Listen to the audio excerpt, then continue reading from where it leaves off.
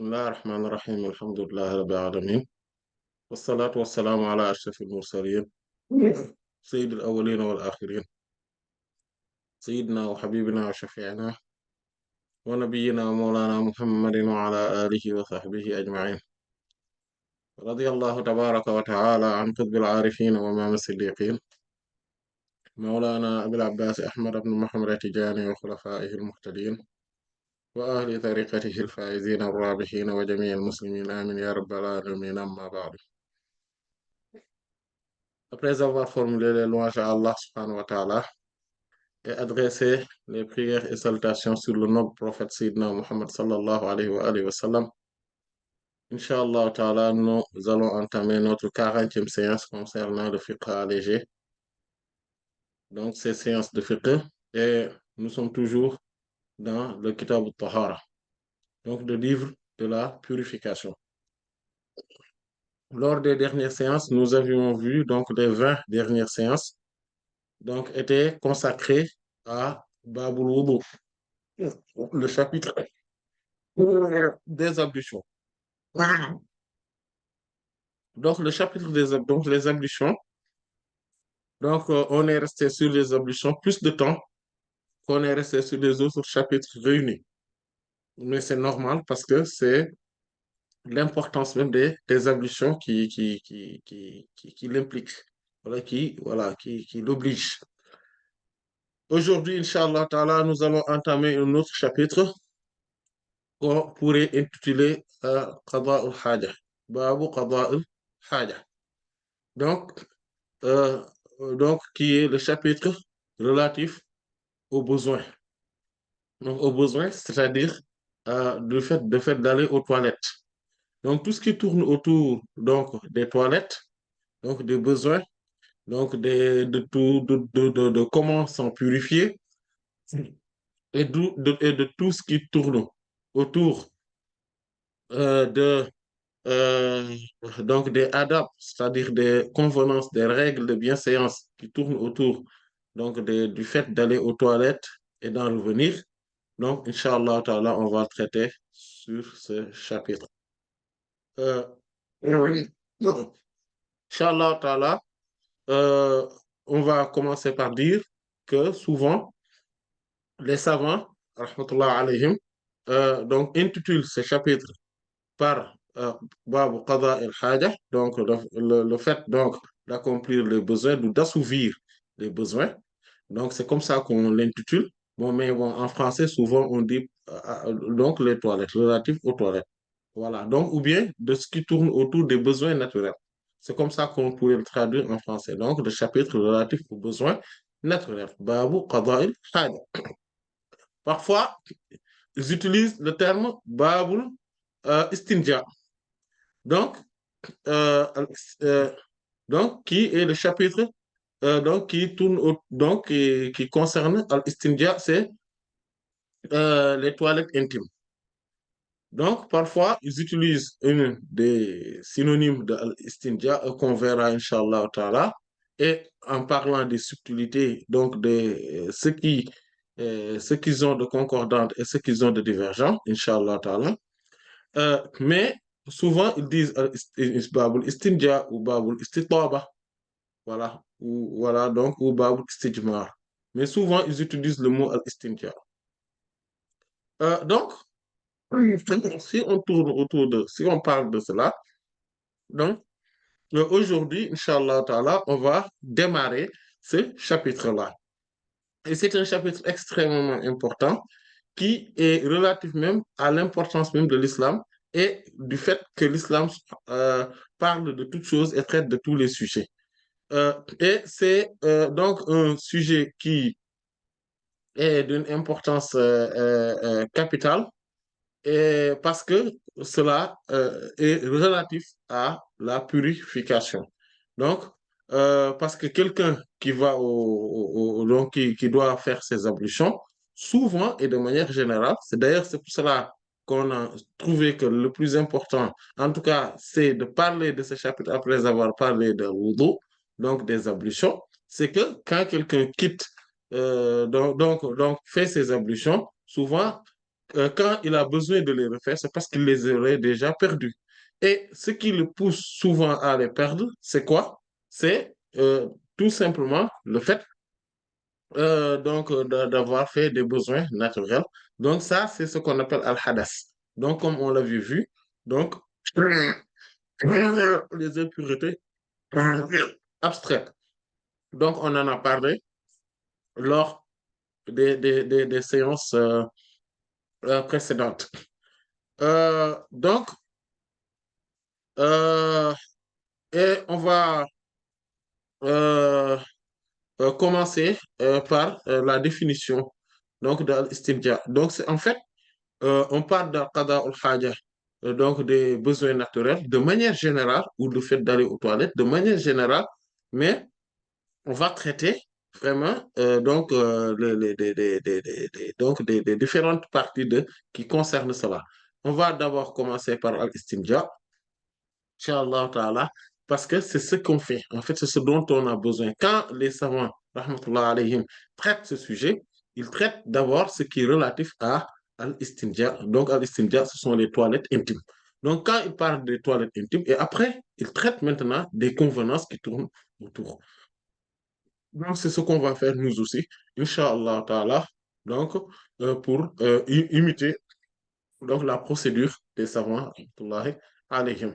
Al-istinja, c'est donc vous voyez la forme du terme, c'est la forme de l'istif'al.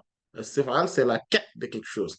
Et les savants, rahmatullah alayhim, divergent maintenant du radical dont on l'a tiré. Parce que, de manière générale, quand on parle à l'istinja dans la langue arabe, souvent, sans parler de quoi que ce soit, on pense donc à la quête du sauvetage. C'est-à-dire de se débarrasser donc de quelque chose dont on a peur ou bien dont on a des craintes là-dessus. Et donc, c'est ce qu'on appelle al-istinja. Donc, c'est al-khalas min al-shay. Voilà. Et quand maintenant, ici, chez les savants, rahmatullah alayhim, ici, quand ils traitent donc dans le chapitre ou dans le livre de la purification, donc Kitab al-Tahara, ils parlent de al-istinja, ils disent que, comme par exemple, l'imam Shimr, rahimahullah, donc, qui est un très grand linguiste, rahimahullah, lui soutient que al-istinja, provient d'al-najw. Et d'ailleurs, c'est ce que l'imam Ibn al-Manzour, rahimahullah, dans son Lisan al-Arab, et l'imam al-Fayrouz Abadi, donc le rédacteur donc, du grand dictionnaire, Al-Qamus al-Muhit, ont aussi soutenu que le mot istinja donc, provient de an-najw. Donc, c'est quoi an-najw? C'est al-qata, c'est-à-dire quand on dit anjaytu shajara, al-qata, c'est la coupure. Quand on dit anjaytu shajara, ou istanjaytu shajara, c'est-à-dire j'ai coupé l'arbre. En fait, le fait de couper l'arbre, donc de le faire tomber, donc c'est ce qu'on appelle, c'est de là que cela provient. C'est quoi? Donc donc al-istinja provient donc du fait, dans ce cas de figure, du fait de se débarrasser, donc de couper donc court à tout ce qui est une souillure donc du corps de l'être humain, donc surtout des endroits dont ils proviennent. Et d'autres, comme l'imam Ibn Qutayba, rahimahullah ta'ala, donc lui, il dit que le mot al-istinja, donc cette expression provient de an-najwa. Donc, an-najwa, c'est quoi? C'est donc c'est ma'ala min al-ard. C'est donc ce qui est donc ce qui s'est surélevé donc par rapport à la terre. Donc, c'est la terre qui est surélevée. Donc, c'est ce qu'on appelle c'est an-najwa. Donc, pourquoi? Parce que en général, les gens, quand ils vont donc pour faire leurs besoins naturels, souvent ils sont donc ils sont derrière donc une partie de la terre donc qui est surélevée de telle sorte que souvent les gens ne pourraient pas les apercevoir ou bien en tout cas ne pourraient pas les voir. Donc c'est-à-dire donc c'est ce qui les couvre de manière pudique. Donc, c'est de là que cela provient. Cependant, ça, c'est l'origine linguistique donc, de ces termes-là. L'origine, par contre, donc la définition maintenant terminologique, donc tarif istilahi, donc la définition terminologique, c'est izalatul khabath minal makhraj bil ma'i ou bil ahjari ou ghayra dhalik. Donc c'est quoi? C'est izalatul khabath. Donc c'est le fait de se débarrasser ou en tout cas d'enlever les souillures, donc les souillures concrètes, les impuretés concrètes. Donc, minal makhraj, donc de leur euh, euh, point de sortie habituel. C'est ça le makhraj, donc c'est là où ils sortent habituellement. Bilma'i par de l'eau, ou bil ahjar, ou bien par des pierres, des cailloux, ou bien par d'autres choses, c'est-à-dire par d'autres choses qui sont permis par la charia. Donc, c'est ce qu'on appelle al-istinja. Donc, c'est ce qu'on donc maintenant, on va parler de statut juridique. Le statut juridique de l'istinja, c'est hukmul istinja. Donc auprès des savants, rahmatullah alayhim, c'est en tout cas surtout chez les malikites, rahmatullah, et c'est l'avis de la majorité des savants, rahmatullah alayhim, c'est que c'est obligatoire. S'il y a la condition, donc c'est wajib. Donc si tout simplement, si les conditions sont réunies, c'est quoi? C'est-à-dire que quand quelqu'un va aux toilettes, donc après la défécation, c'est l'évacuation donc des matières fécales. D'accord? Donc, ou bien la miction, c'est donc le fait d'évacuer des urines. Donc, ça, si quelqu'un le fait, ou bien quelque chose qui le ressemble, d'ailleurs, Inch'Allah, Ta'ala, on va le traiter de qu'est-ce qui pourrait pousser la personne à faire son nettoyage intime. Donc, dans ces parties intimes, quand il y a quelque chose qui en sort et dont on doit laver, c'est ça qu'on a donc et qu'on doit laver. Dans ces conditions-là, il est obligatoire, en tout cas, de faire le nettoyage intime.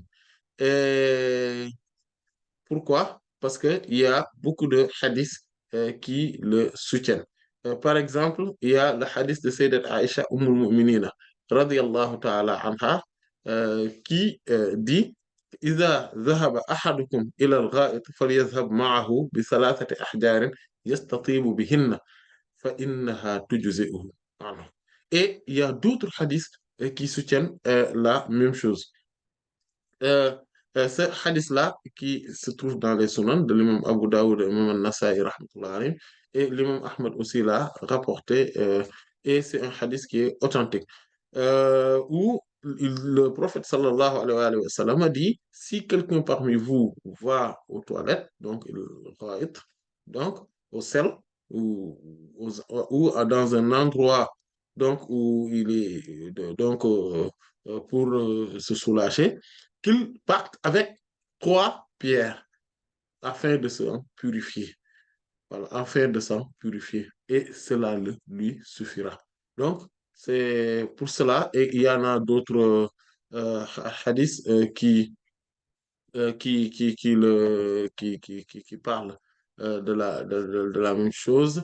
Et c'est, par exemple, le hadith, donc ce hadith-là, il y a aussi le hadith de Sayyidina Abu Hurairah radiyallahu ta'ala anhu, qui aussi est connu, où le prophète sallallahu alayhi wa sallam dit Innama ana lakum mithlul waladi u'allimukum fa idha ahadakum al-khala'a fala tastaqbiluha wala tastadbiruha wala yastanji bi yaminihi وكان يأمر بثلاثة أحجار. Donc, c'est cette partie-là dont on avait besoin.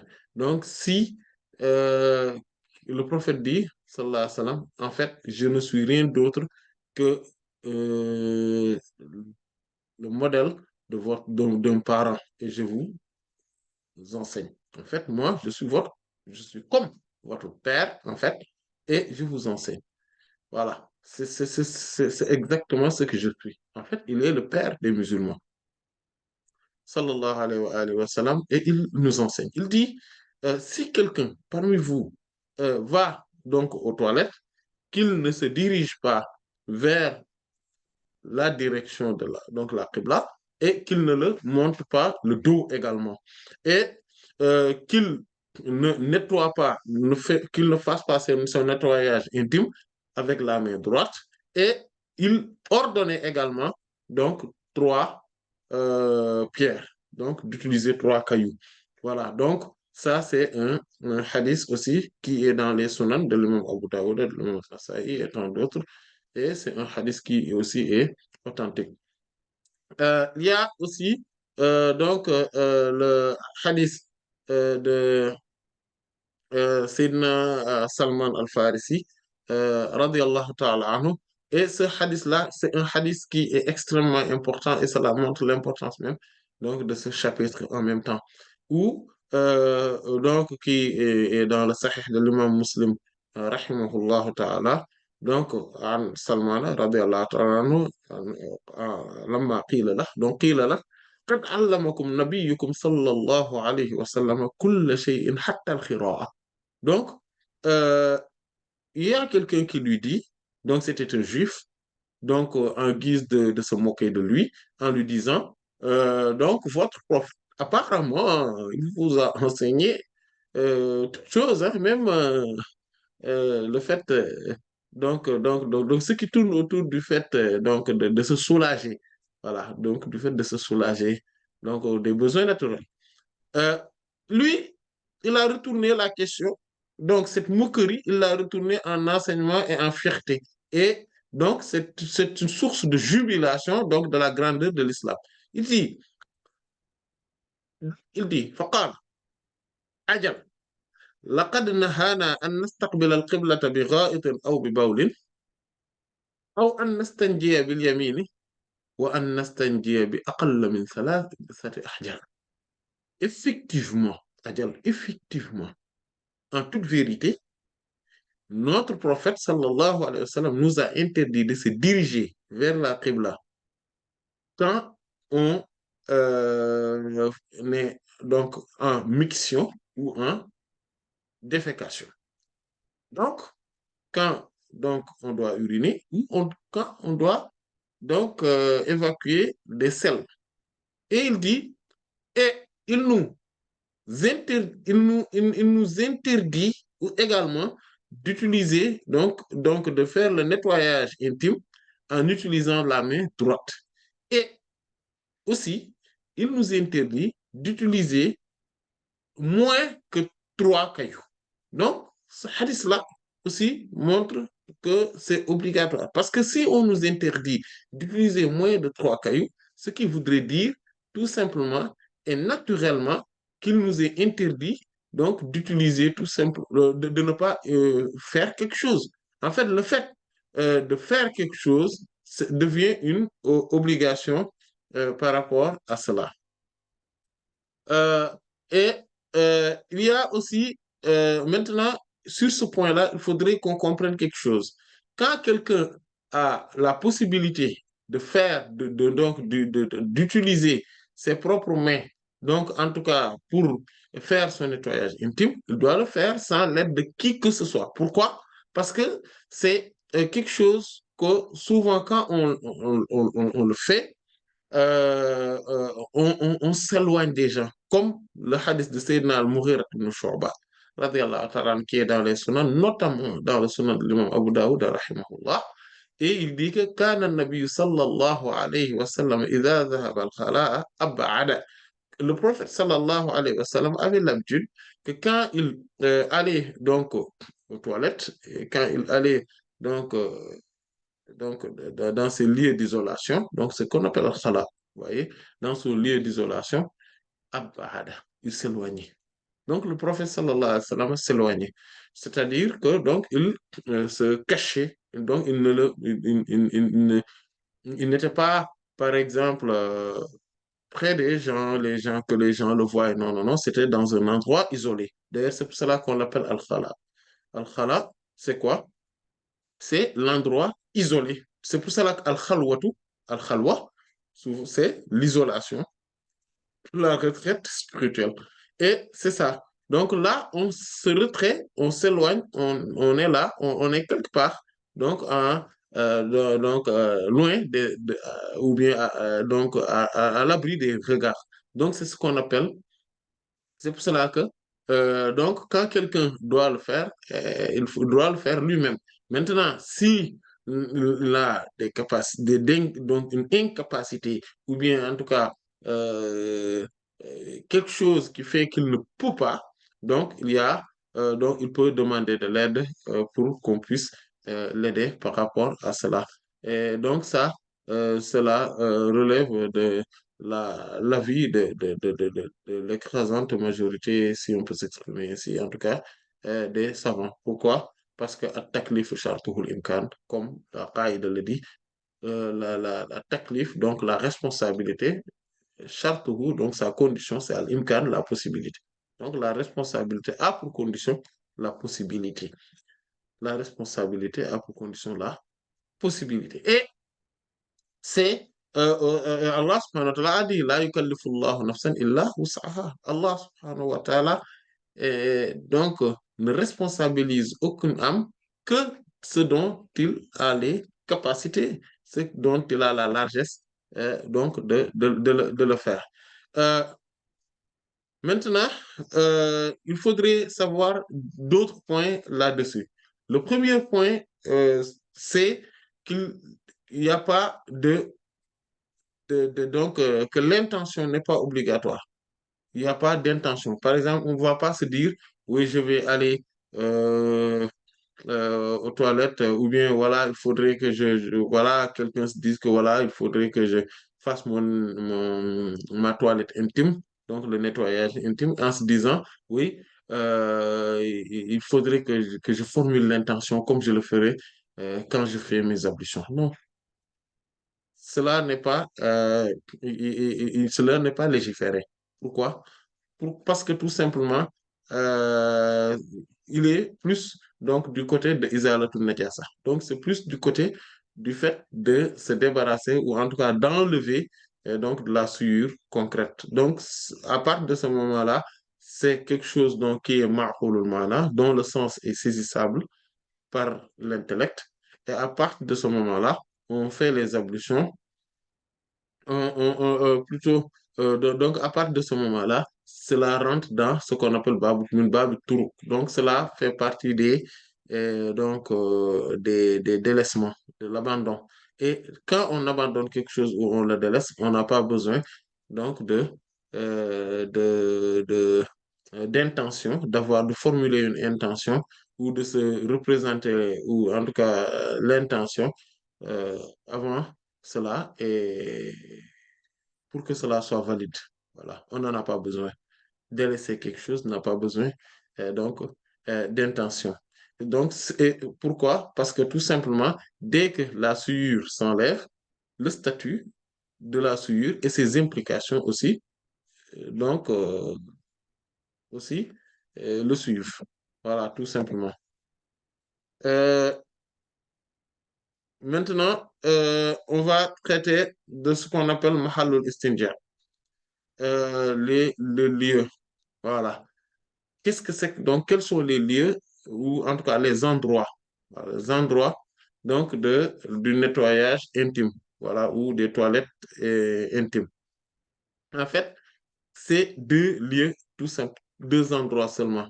Donc, le premier endroit, c'est ce qu'on appelle halaqatul dubur. C'est le cercle ou donc de derrière, c'est-à-dire là où quand quelqu'un va au sel ou en tout cas libère des matières fécales, par de là où cela se, se débarrasse, où cela s'évacue, donc c'est là où on a besoin donc de nettoyer. C'est ce dont on a besoin de nettoyer. Et maintenant, si toutefois cela touche quelque part ailleurs dans le corps, il faudrait aussi le nettoyer. Voilà, il faudrait aussi le nettoyer. Et cela relève donc du consensus donc des savants, donc des quatre écoles juridiques.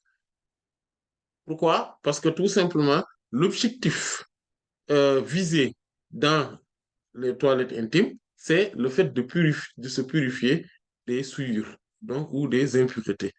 Maintenant, si quelque part, voilà, par exemple, quelqu'un est allé aux toilettes, et donc pour évacuer des matières fécales, donc pour la défécation, et qu'il y a une partie, et donc il y a que donc rien, donc les matières fécales n'ont touché rien d'autre à part donc leur canal plutôt, mais on a besoin que de nettoyer cette partie-là. Maintenant, si cela déborde et touche quelque part ailleurs, donc autour de ce canal-là, effectivement, on a besoin de le laver, voilà, tout simplement. On a besoin de le laver. Mais sinon, on n'a pas besoin de laver quelque part ailleurs si le canal, et s'il y a que donc le canal qui a été impliqué dans l'évacuation donc de ces matières fécales, donc des selles. C'est donc ça, c'est la première chose. La deuxième, c'est donc le premier endroit. Le deuxième endroit, c'est al-farj, c'est-à-dire donc al-zakar. Donc si pour l'homme, et on va y venir pour la femme, Inch'Allah ta'ala. Parce que pour la femme, il y a une euh, spécificité féminine par rapport à cela. Mais quand même, la femme peut utiliser, selon l'unanimité des savants, l'eau quand il y a, donc et donc elle a fait la miction, donc c'est-à-dire elle a uriné tout simplement. Euh, et donc elle peut utiliser l'eau, mais est-ce qu'elle peut utiliser les cailloux? C'est là où il y a des divergences par rapport aux savants, mais aussi et surtout, c'est là où qu'on se pose une question. C'est-à-dire qu'il y a il faudrait connaître que cette divergence-là ne concerne que la femme mariée, ou la femme, en tout cas, qui n'est plus vierge. Voilà, si on peut s'exprimer ainsi. En fait, pourquoi? Parce que quand la femme euh, est vierge. Donc, quand elle urine, elle éjecte les urines, donc elle les éjecte presque comme l'homme. Voilà. Ils ne sont pas loin les uns par rapport aux autres. Mais une fois mariée, ou en tout cas une fois qu'elle n'est plus vierge, euh, les urines vont plus se disperser. Et à partir de ce moment-là, juste une pierre ne pourrait pas enlever cela. Donc c'est à cause de ça. C'est pour cela que l'usage de la pierre, de l'eau, par exemple, certains savants, donc parmi les pieux prédécesseurs, le réfutaient pour l'homme. Ils disaient que mais non, l'homme il ne faudrait pas qu'il utilise, on le verra, Inch'Allah de toute façon, ils disent que l'homme, non, il ne faudrait pas qu'il utilise de l'eau, parce que ça, c'est pour les femmes. Voilà. Comme par exemple, l'imam Saïd ibn al-Musayyib, rahimahullah. Donc, euh, mais, donc, pour l'homme, donc, voilà, donc on a statué par rapport à la femme, donc on en a parlé finalement. Donc, pour dire que, en tout cas, chez les Malikites, rahmatullah alayhim, ils ont fait une certaine forme de spécification par rapport à la femme, en se disant qu'il y a deux types de femmes, donc la femme vierge et la femme qui ne l'est plus. Voilà. Et par rapport à ça, donc, on vient de donner la sentence. Et selon les... euh, maintenant, quand il s'agit maintenant de l'homme, là, il n'y a pas de spécification. Donc, les hommes, ils peuvent, donc de là, donc, par rapport au trou, donc, duquel, ou donc le canal duquel sort donc les urines, ils peuvent utiliser donc des cailloux pour le faire, mais utiliser tout simplement de l'eau. Et cela relève de l'unanimité des savants, tant que, tant que donc, les urines n'ont pas touché quelque part ailleurs, donc en dehors donc, de ce canal-là. Donc, voilà, comme on vient de le dire par rapport au canal donc de défécation. Euh, Maintenant, on va traiter donc des choses qui peuvent donc c'est ce qu'on appelle euh, bawa'isul istinja. Donc, c'est-à-dire qu'est-ce qui pourrait pousser à faire les toilettes intimes, à faire du nettoyage intime. Voilà. Donc, il y a d'abord ce qu'on appelle al-kharijun najis. Ce qui sort étant, ce qui sort étant euh, donc des deux voix basses. Voilà, ce qui sort des deux voix basses étant quoi? Étant une impureté. Donc, c'est ce qui provoque les, c'est ce qui provoque les al-istinja. Maintenant, euh, il y a d'abord al-baoul, donc les urines, et après, il y a aussi al-ra'it, donc les matières fécales, donc les selles. Donc, ces deux-là provoquent al-istinja. Donc, comme on l'a vu, donc les hadiths de Sayyidatna Aïcha, Mu'minina, radiyallahu ta'ala anha, donc qui est dans les Sunan, comme on l'avait vu tout à l'heure, le hadith de Sayyidina Salman al-Farisi, radiallahu anhu, qui est dans le Sahih de l'imam Muslim, et le hadith de Sayyidina Abu Huraira, radiallahu anhu, aussi parmi tant d'autres. Donc, spécifie que quelqu'un qui, donc, qui fait, donc, ou qui commet de la défécation ou bien de la miction devrait faire, devrait donc faire al-istinja. Voilà. Et par exemple, donc le hadith de Sayyidina Salman al-Farisi, radiallahu ta'ala anhu, comme on l'avait vu, quand il dit aux Juifs, Ajal, laqad nahana an nastaqbila al-qiblata bi bawlin ou bien li ghaitin aw bawlin, li ghaitin aw bawlin. Vous voyez, donc cette partie-là, le prophète sallallahu alayhi wa sallam, effectivement, nous a interdit de se diriger vers la qibla. Donc, quand on fait, quand c'est pour la défécation ou pour la miction, et oui, oh, voilà, et donc, à la fin, il dit, wa an nastanjiya bi aqalla min thalathati ahjar, et il nous interdit donc qu'on puisse faire les toilettes intimes ou le nettoyage intime de ce qui est en dessous ou en deçà de trois cailloux. Donc, vous voyez, donc dans ce hadith qui est dans le Sahih de l'imam Muslim, rahimahullah, donc on voit que, que qu'on le fait, donc à partir donc de la défécation ou de la miction. Et donc la hadith de Sayyidat Aïcha Umm radiyallahu ta'ala anha dit donc إذا ذهب أحدكم إلى الغائط فليذهب معه بثلاثة أحجار يستطيب بهن فإنها تجزئه عنه. Euh, elle dit que le prophète sallallahu alayhi wa sallam a dit que si quelqu'un parmi vous va donc aux toilettes, donc qu'il emporte avec lui trois cailloux dont il va s'en purifier. Voilà. Et parce que cela lui suffira. Donc, vous voyez nettement que cette partie-là nous montre que quand quelqu'un va aux toilettes et quand les gens vont aux toilettes, donc dans les WC, comme on dit, c'est pour soit la défécation ou bien la miction. Ils ne vont pas là-bas pour autre chose très souvent. Voilà. Donc, c'est ce qu'on appelle al-hukm al-ghalib. C'est ce qu'on appelle que ici, mafhumul ghalib. Voilà. C'est-à-dire la parole implicite donnant l'importance à une situation majoritaire. Voilà, c'est ça. Parce que, par exemple, ici, on est dans une situation majoritaire. Certains, par exemple, vont aux toilettes pour enlever des crottes de nez, etc., ou bien pour cracher, etc. Oui, ça peut exister, mais c'est une réalité extrême par rapport au fait que les gens, ils vont là-bas pour faire leurs besoins naturels.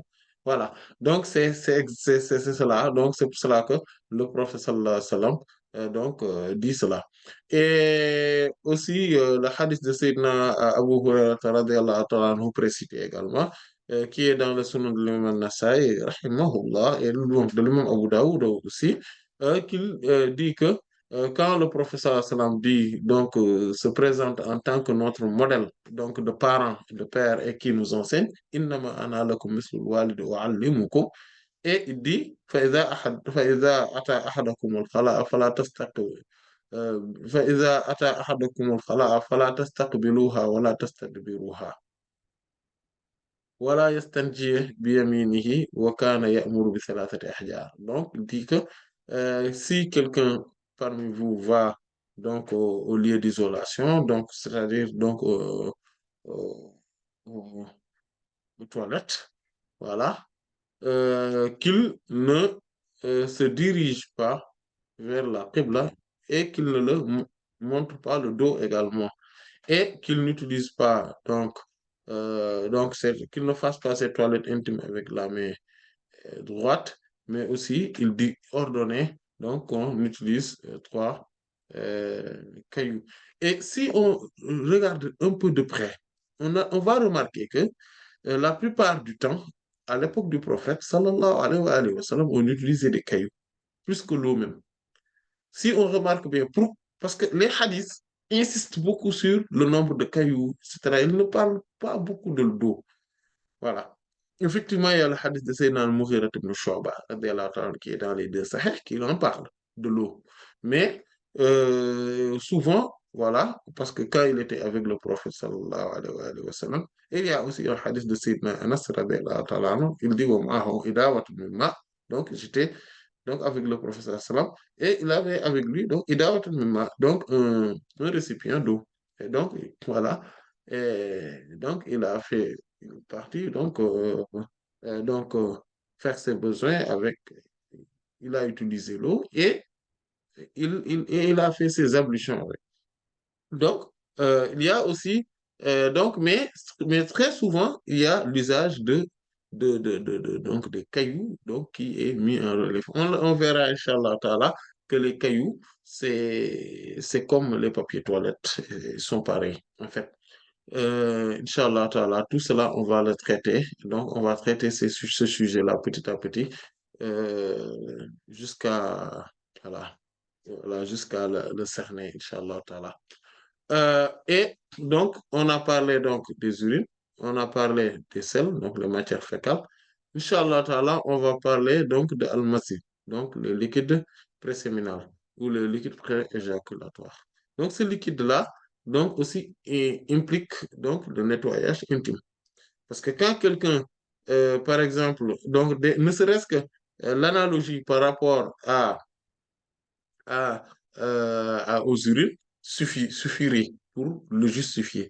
Mais il y a aussi le hadith de Sayyidina Ali karramallahu wajhahu qui est dans les deux sahih, donc de l'imam al-Bukhari et de l'imam Muslim, alayhi wa rahmatu wa ridwanul mun'im, où le Sayyidina Ali radiyallahu ta'ala anhu dit que kuntu rajulan mazza'an فاستحييت أن أسأل رسول الله صلى الله عليه وسلم لمكانة ابنته عندي فأمرت المقداد بن الأسود فسأله صلى الله عليه وسلم فقال توضأ واغسل ذكرك. Voilà.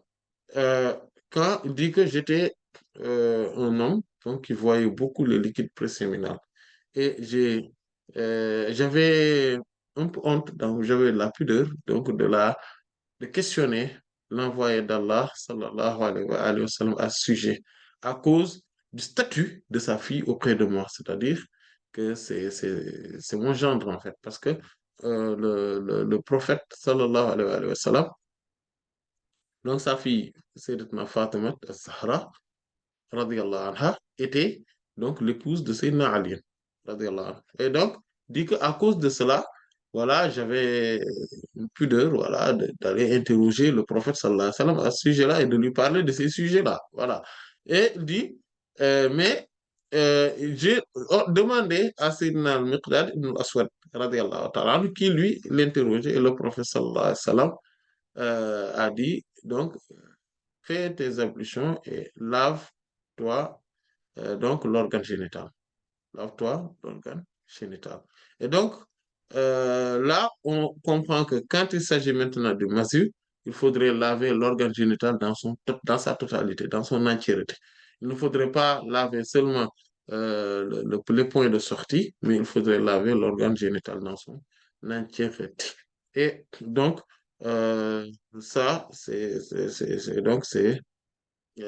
c'est une forme d'obligation par rapport à cela. Donc, et il y a une question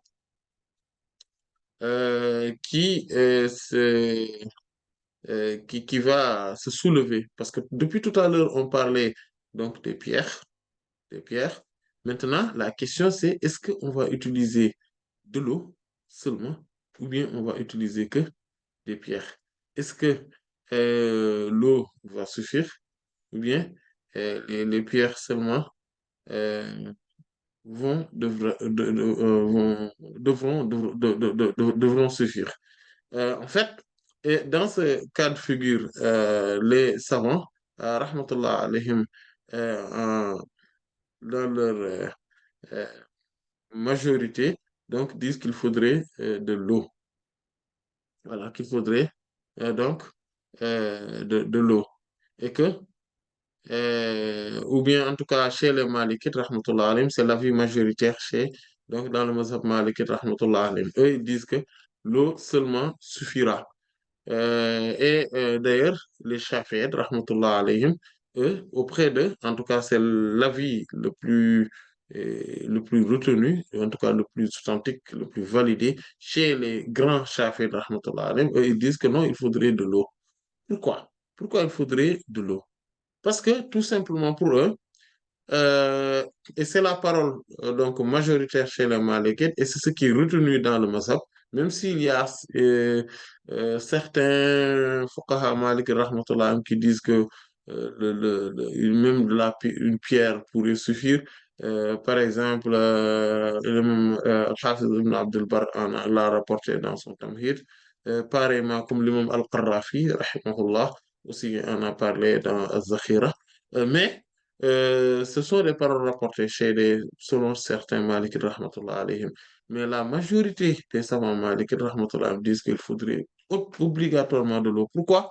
Parce que le prophète sallallahu alayhi wa sallam a dit à Sayyidina Ali, karamallahu wajhahu, tawadda waghsil dhakarak. Donc, fais des ablutions, il dit, mais et lave-toi, donc l'organe génital. Donc, ce qui voudrait dire que, en fait, il faudrait laver l'organe génital. Et donc, il n'y a que de l'eau qui va en suffire.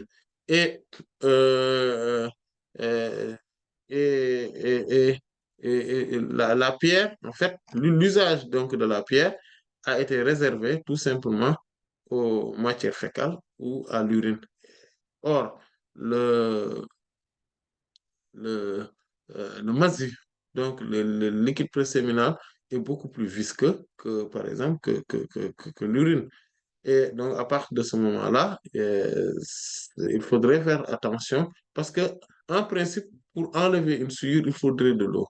Le fait d'utiliser les pierres ou les cailloux, c'est quelque chose que la charia, donc la loi purifiée, a autorisé et à cause donc de la facilité, pour faciliter les choses, l'usage des papiers toilettes, tout ça, c'est pour faciliter les choses.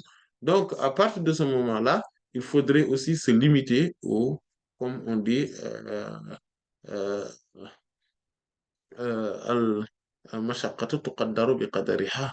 Voilà. Quand on dit que al-mashaqqatu tajlubu taysir, donc les complications, donc al-mashaqqa, donc les complications attirent les facilitations. Donc, ça veut dire que quand il y a une situation de complication, la charia ouvre toujours une porte de facilité et de facilitation des choses. Mais ça, donc cette situation de complication-là, de telle sorte qu'on va dire il faudrait que cela, maintenant il faudrait faciliter, il faudrait faciliter. Ah, ça, par contre, il faudrait lui donner sa bonne mesure. Il faudrait lui donner sa bonne mesure. On ne peut pas, donc, dans toute chose, dire que oui, il y a des difficultés maintenant. Bon, donc, on laisse tomber. Il y a des solutions de faciliter. La charia est facile. On ne peut pas le faire pour toutes choses et dans toutes les circonstances. Je vous donne un exemple. On ne peut pas, par exemple, quand on dit que le se lever pour faire la prière, le Fajr, euh, oui, c'est difficile. On sait qu'il y a une forme de complication là-dessus. Mais la charia ne donne aucune importance, ne considère pas cette forme de difficulté ou de complication. Par exemple, le fait, par exemple, le jeûne, quand on jeûne, par exemple, sur, par exemple, les moyennes, quand ils jeûnent jusqu'à midi, par exemple, voilà, ils commencent à s'affaiblir. Voilà, ils ont faim, etc. Parce que eux, ils ont l'habitude tout le temps de manger à midi, tout le temps, tout le temps. Et même quand ils travaillent, à 11h50, etc., quand on les appelle voilà, à régler certains problèmes, ils disent non, non, non, il faut que j'aille manger. Parce qu'ils ont l'habitude de manger à cette heure-là. Et même, ils commencent à s'énerver quand on les arrête pas.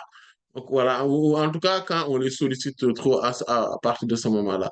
Mais le fait d'être comme ça ne justifie pas le fait de se dire que oui, donc le fait de, comme l'islam, il n'aime que la facilité, etc., oui, il n'aime pas la difficulté ou les complications, donc je ne vais pas jeûner, ou bien en tout cas, arriver à ce moment-là, oui, c'est compliqué et que la charia ne pardonne, il y a pas de complications dans la charia, donc moi j'abandonne. Non, parce que cette complication-là est inconsidérée.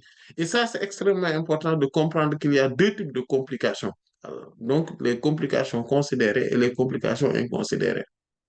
Voilà, ce qu'on appelle al-mashaqqatul mu'tabara, les complications considérées, et al-mashaqqatul mulghat, donc les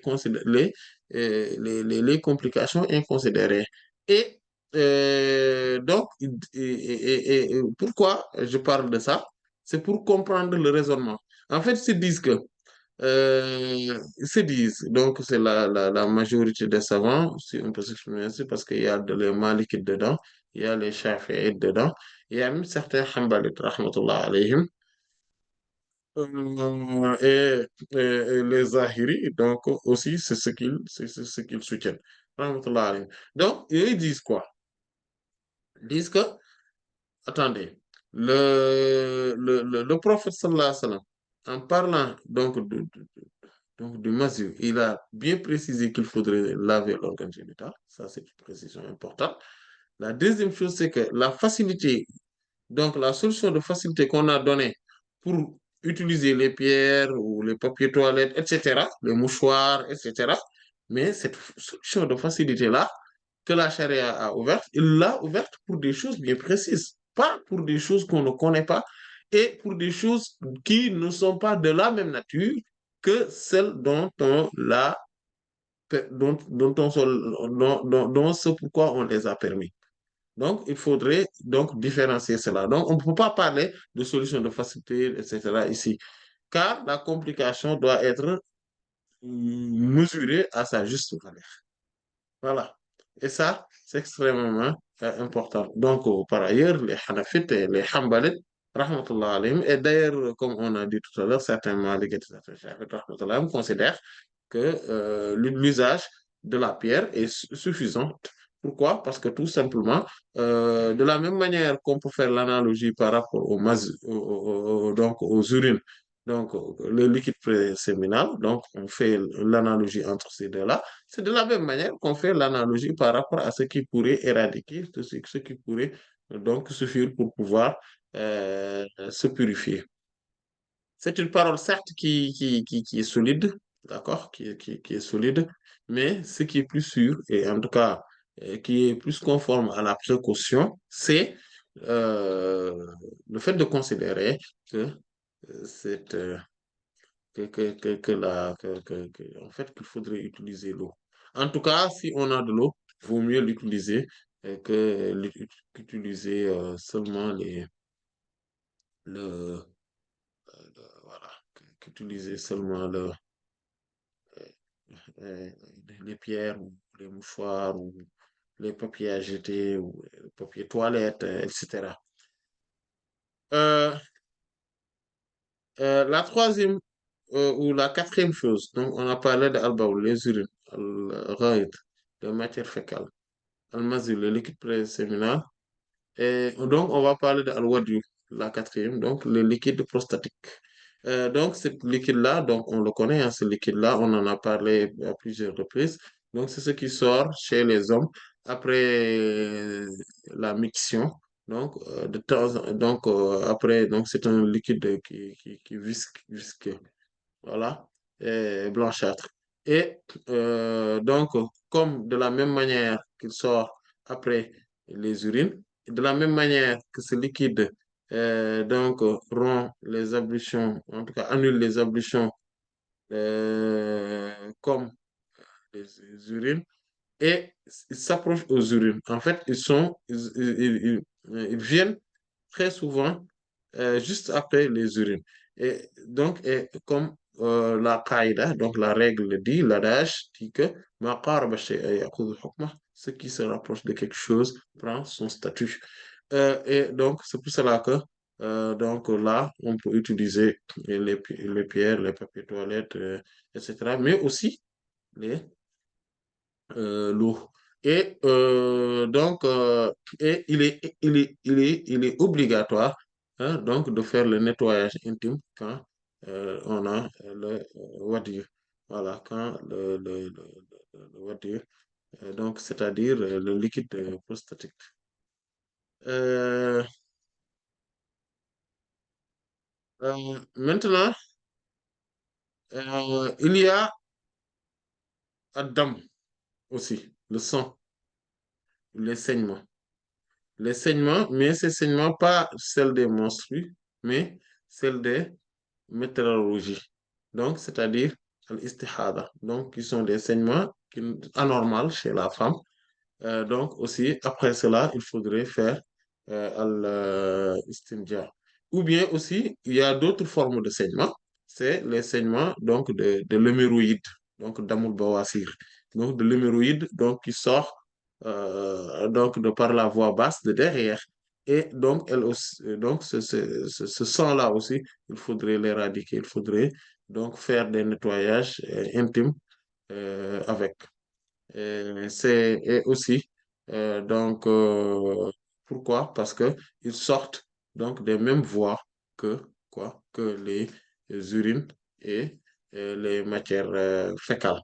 Donc, il faudrait les enlever. Donc, c'est par analogie que les savants l'ont établi.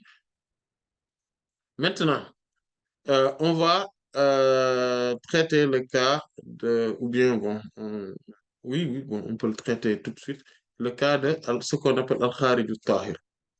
Kharij tahir, c'est ce qui sort, mais qui est pur. Par exemple, il y a par exemple les suppositoires. Quand quelqu'un, on lui met un suppositoire, que ce suppositoire ressort, voilà. Ou bien tout simplement, il y a quelque chose qui est rentré par la voie basse et qui ressort. Ou bien qu'il y ait des vers de terre ou des parasites, certains parasites donc, qui sortent.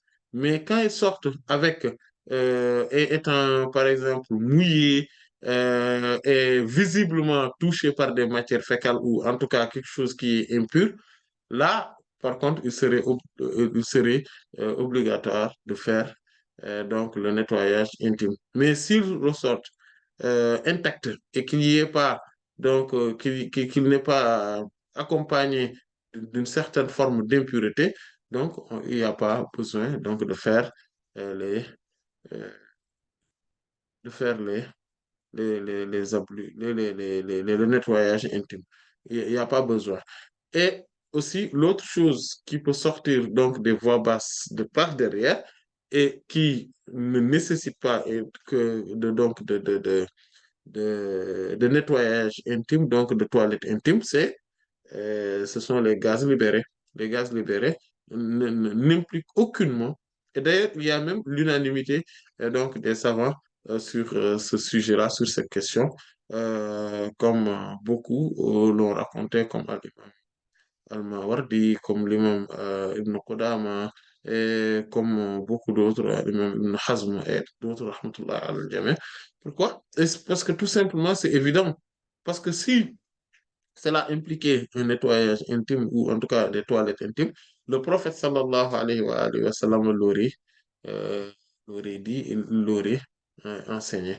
Et cela suffit tout simplement c'est parce que on est dans un cas de figure où on a besoin d'éclaircissement là-dessus. Si le professeur ça ne donne aucun éclaircissement là-dessus, c'est parce qu'on n'en a pas besoin. Et ces gaz libérés ne constituent pas une souillure en soi, une souillure abstraite, une souillure concrète plutôt. C'est une souillure abstraite, mais c'est le fait de libérer les gaz en soi qui constitue une souillure abstraite, une impureté abstraite, et donc qui nécessite de refaire les ablutions. Mais les gaz libérés en tant que tels ne constituent pas une souillure ou une impureté concrète. C'est-à-dire que donc, on ne peut pas toucher, par exemple, si c'était cela, si ce serait le cas, le prophète sallallahu alayhi wa sallam aurait demandé donc de laver les habits qu'on a portés à chaque fois qu'une personne libère des gaz. Et ça, il n'y a aucunement, jamais le prophète sallallahu alayhi wa sallam n'a demandé de le faire et l'a enseigné. Et aucun des savants aussi l'a préconisé. Donc, c'est à partir de ce moment-là, on sait euh, que ces quatre figures-là ne nécessitent pas. Donc, en tout cas, tout ce qui est pur, pour faire simple, tout ce qui est tahir, c'est-à-dire qui est pur et n'est pas en soi une impureté et qui sort donc des voies basses, donc n'implique pas donc les toilettes intimes. Voilà. Il n'y a aucune toilette intime qui est obligatoire à partir de ce moment-là. Donc ça, c'est le deuxième. Donc, la deuxième chose qu'on a traitée. Maintenant, il faudrait qu'on se rappelle que le sang, quand on parle du sang, aussi les puits aussi ont le statut du sang. Voilà. Et Inch'Allah Ta'ala, donc lors de la séance à venir, on va parler de Hadath al-Da'im. Voilà. C'est-à-dire, ou de As-Salas. Voilà, ce qu'on appelle As-Salas. C'est les incontinences. Et Inch'Allah, comment les traiter, comment faire avec, etc. Euh, Inch'Allah ta'ala, on va en parler lors des séances à venir. Allah en sait davantage. Allah ta'ala alam. Wa sallallahu ala sayyidina Muhammadin wa ala alihi wa sahbihi ajma'in. Subhana rabbika rabbil izzati amma yasifun. Wa salamun ala al-mursalin walhamdulillahi rabbil alamin.